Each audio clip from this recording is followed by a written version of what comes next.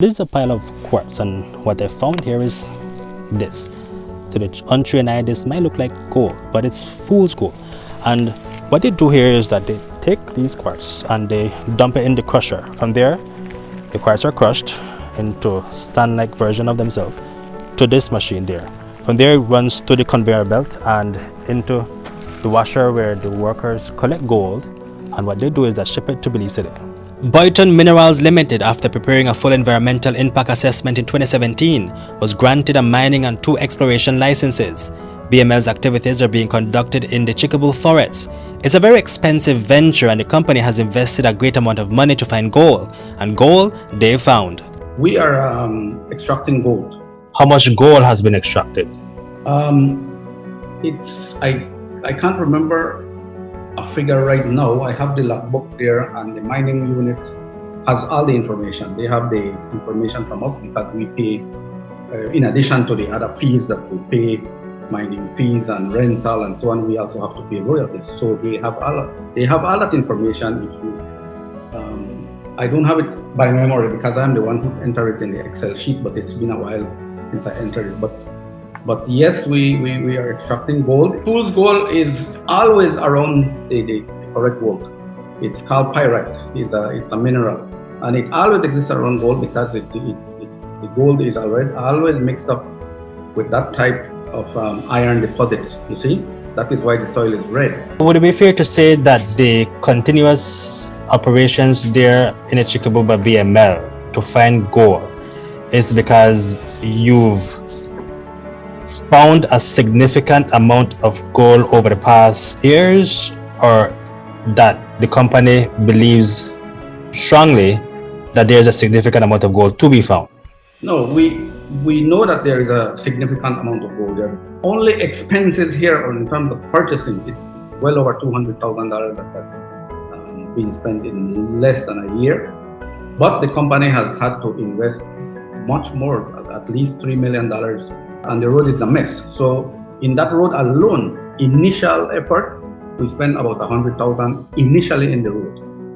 A part of it deteriorated horribly that we spent another $20,000 on that road. And that road is what caught the attention of Friends for Conservation and Development (FCD), who is accusing BML of building a new road, causing irreversible damage and putting the Chiquibul headwaters under direct threat.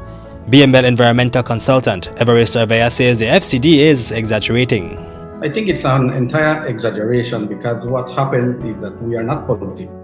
It's a combined, a lot of the illegal activities there. And if I don't know who all went on the trip, but if you saw the thousands of acres that have been deforested by fire set by the illegals, that contributes as well. So you cannot pinpoint one source of pollution. Okay, so you're saying that BML did not build any new road there, and BML has mining and 2 exploration licenses given to it, I think, in 2017 after an extensive process that was followed. Yes. Those licenses allow for roads to be cleared for you to get to your site of exploration and mining? Yes, it does, as long as it's not a new road. If it's a new road, we have to submit a proposal to the government, and perhaps they will require us to do whatever ecological studies there are. We do agree that yes, we are causing some alterations. However, we had, as part of the EIA, prepared draft monitoring plans and draft action plans that will be revisited and submitted to the government. You use the words as alteration and disrupt. Environmentalists are saying that you are damaging the forest. How do you respond to that? Well, tentatively, because any mining project will result in some damages. But in the end, it is how you restore. You see, these damages are, I would say, medium term, because then we have to restore and we have to reforest the area. So yes, some of the forest has been removed. That is no two way that we have to. How can we run an operation without removing part of the forest? Excavation here began at the end of 2019. The company conducted surface mining to further their plans to conduct tunnel mining in their quest to find more gold. That phase is now you can call it over, we have to do some surface mining to prepare to do what we intend to do, which is going into tunnel mining. And then with the material that will come out of the tunnel mining, then we will start restoring that site. And with other material, we'll be able to restore the site and to start reforesting that and other areas that have been disturbed, even not by us, by previous activity of the other mining companies. We have in plan to do all these programs and to restore the sites, because all mining programs are required to restore sites, but it is a long-term plan.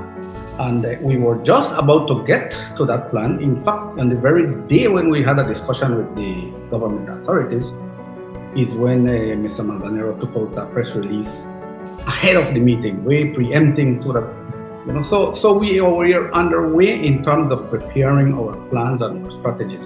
But we do have an agreement with the government to present an action plan, which will include a restoration plan for all the sites that we have disturbed, and also a monitoring plan to make sure that we are not polluting, etc. And if there are any changes in the water quality, we have to improve. VML has been found in breach of its environmental compliance plan, and Avea says the company is currently negotiating with the government. The alleged infractions, the main ones are the surface mining. The second one is they are claiming that we opened a new road, which we did not. The road existed. And then the other one was the use of a creek to extract water. And then we have not had time to get the rest of the equipment to do follow-up water quality monitoring. But we did do comprehensive water quality monitoring during the EIA preparation. The government said there would be penalties. Do you know what those penalties were? Was it a fine? Was it like a scolding, or what? No, we've gotten a letter which we have drafted a response, and they have